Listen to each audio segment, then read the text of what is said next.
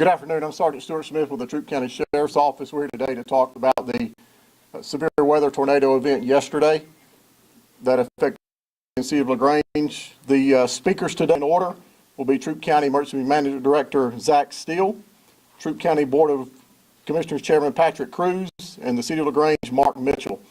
They speak in that order. We'll take questions at that point. At this point, Zach. Thank you, Stuart.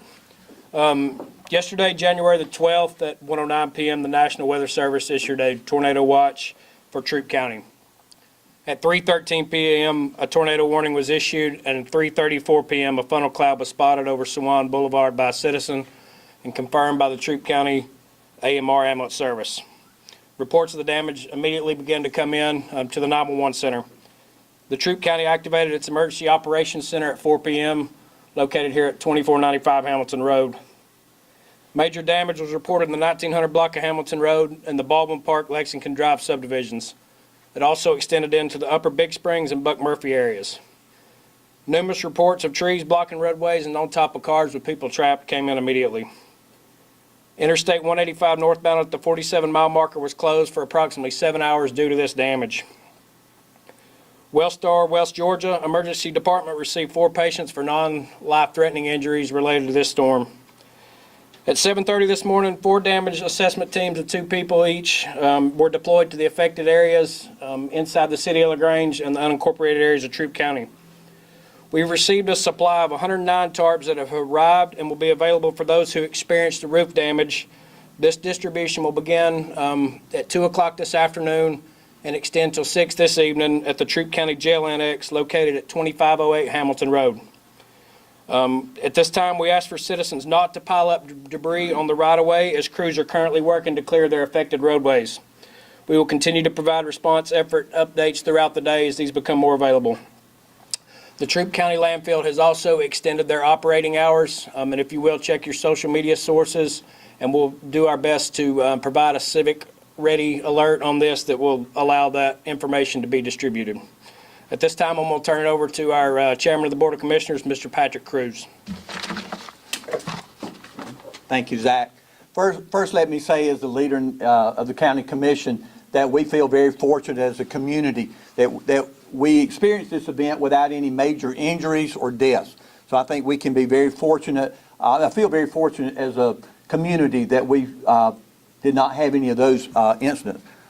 We do know that there is a lot of damage across the community, and we do have a lot of structural damage. We've got a lot of vehicles that's been overturned, and so we are busy right now as a community trying to assess the damage. I can tell you that last night the phone started getting very busy. There was a lot of communications going on last night among the leaders of our city government, the leaders of our other municipal governments here in the county. And so we began last night trying to figure out what steps we could do to protect our citizens and assess the damage across the community to understand what resources we would need to bring bear on those. Let me say that, first off, I want to thank the first responders all across the community for what they did, and the leaders.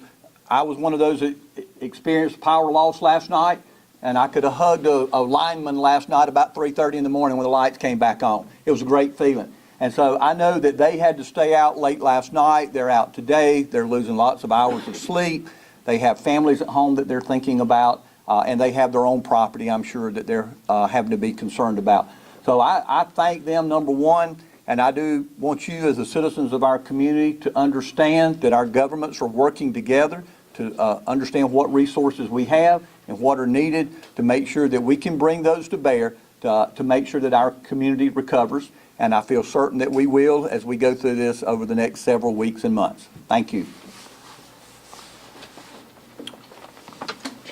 Hello, I'm Mark Mitchell, City Councilman for the City of LaGrange.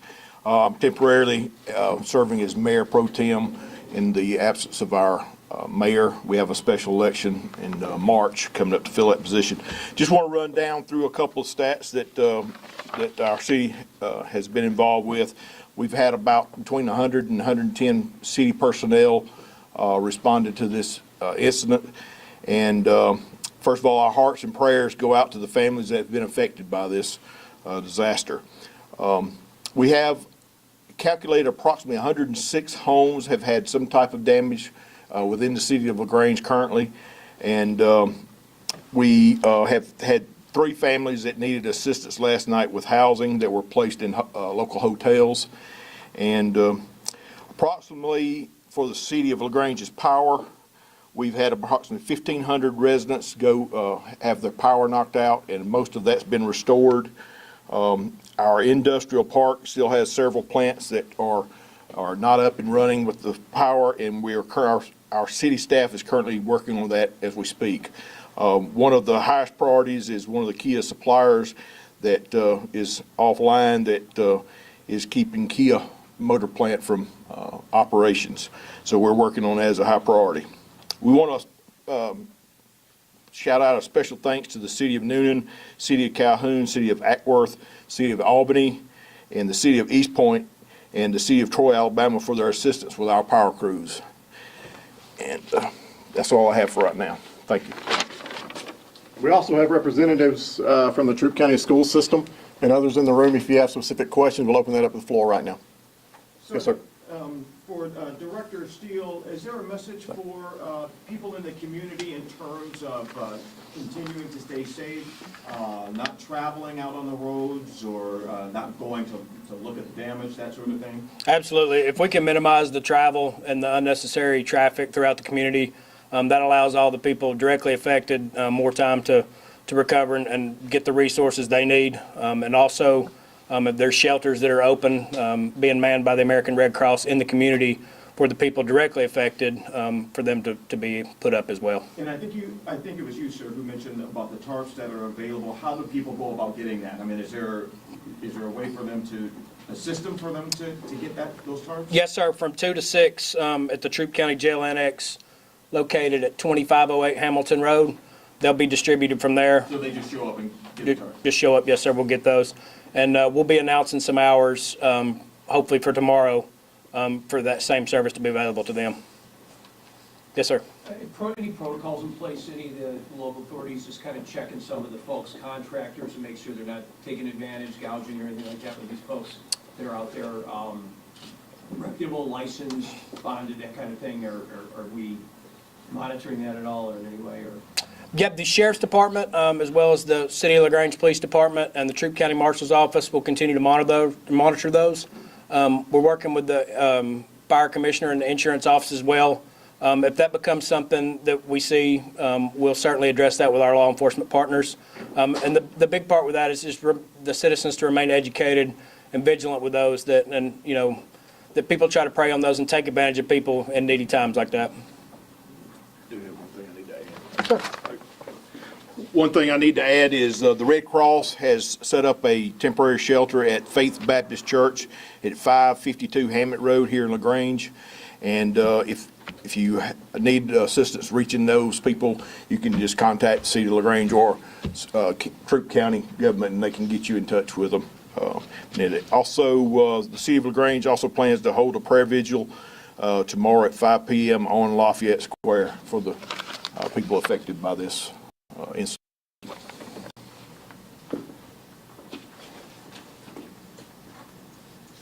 Yes, sir. Yeah, just last thing. I just speak on behalf of a lot of the meteorologists, love the first responders. You guys have done a great job.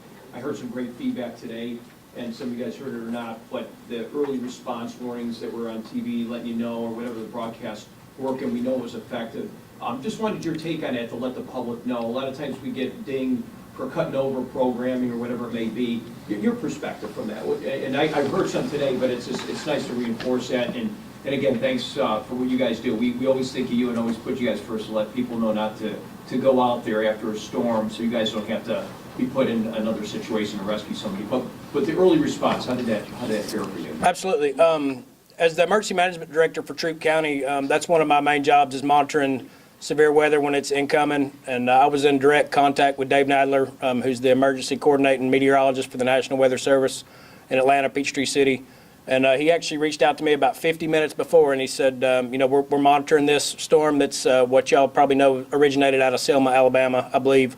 And we kept in touch, talked probably about the 20-minute mark, and he called me about 5 minutes before, and once the warning was issued to all the residents of Troup County, and said, they're monitoring the storm in northeast Chambers County, and it's going to cross over into Abbotsford and Troup County, and so we were directly involved in that. But from the emergency meteorologist in coordination with emergency management partners allows me to be in contact with all the local officials as well as emergency services. So we have a great working relationship that keeps everybody on the same playing field and allows us to disseminate this information as quickly as possible for the safety of all our citizens. This is a city question.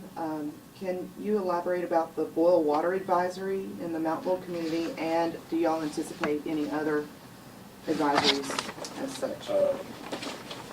As I spoke to our city utilities director about, probably about 45 minutes ago, that bull advisory is over with. Is that correct, Meg? Yes, it's over with. Thank you.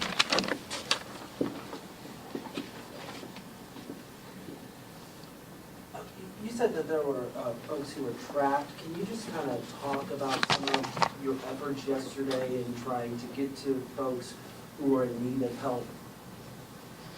Yeah, obviously, sure.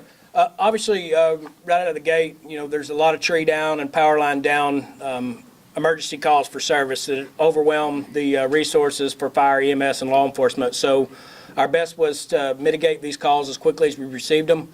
We received some calls with trees on vehicles, power lines on vehicles. But to my knowledge, we were able to get everybody removed from those vehicles and trapped areas fairly quickly.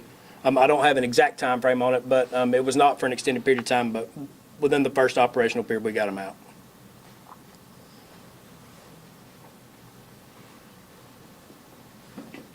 Any further questions?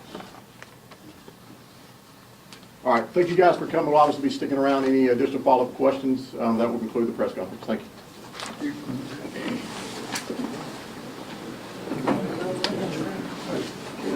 Good job. Yeah, that's right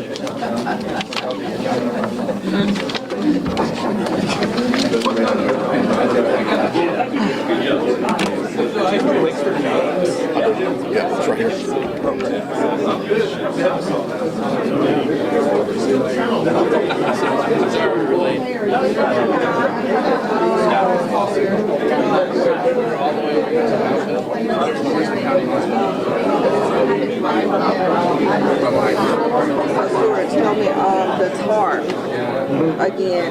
So what would they need? You're the route that I told you to get this chair. I didn't go this way. Get out of my way. It went well. I guess the National Weather Service is down here right now. Where are they? They did? Okay.